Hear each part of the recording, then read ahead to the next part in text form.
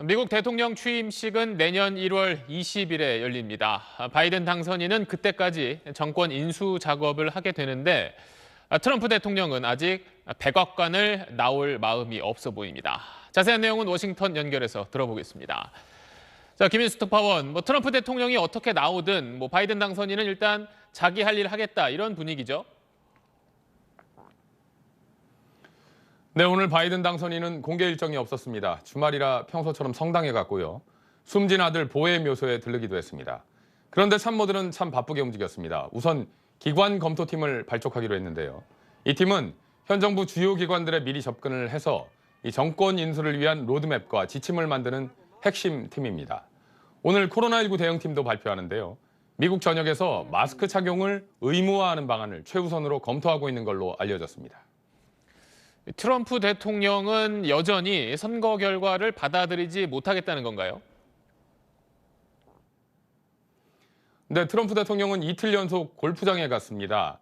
어떻게 보면 참 한가해 보이는 행보인데 이 골프를 마치고 올린 트윗을 보면 여전히 화가 많이 나 있는 것 같습니다.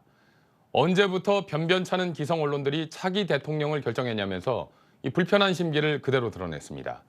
이 판세가 기울어서 언론이 대통령 당선인을 확정하면 패배자가 승복하고 승자를 축하해주는 게 미국 대선의 관례인데요. 이 관례를 따를 뜻이 없다는 겁니다. 트럼프 캠프는 되려 이 불복 소송을 지지하는 유세 형식의 집회를 준비하고 있습니다.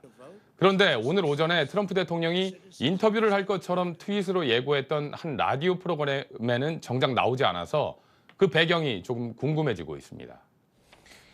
트럼프 대통령의 부인이 나서서 이제 그만 결과에 승복하자 이렇게 설득한다는 이야기도 있던데 그렇게 되면 트럼프로서도 오래 버티기 힘든 거 아닌가요?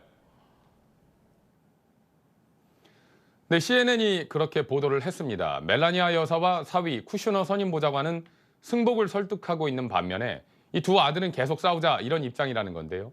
가족까지 갈라진 셈입니다. 당내 입지는 더 좁아지고 있습니다. 공화당 소속 호건 메릴랜드 주지사의 말 한번 들어보시죠. More and more people in my party are accepting the result. Hopefully, the president's team will do the right thing in the end. 부시 전 대통령은 대선은 공정했고 결과는 분명하다. 이런 성명을 내면서 바이든 당선인에게 축하 전화를 했습니다. 이 트럼프 대통령이 자신의 싸움꾼 이미지를 지키기 위해서라도 쉽게 이 싸움을 접지는 않을 거다. 이런 전망도 많은데요.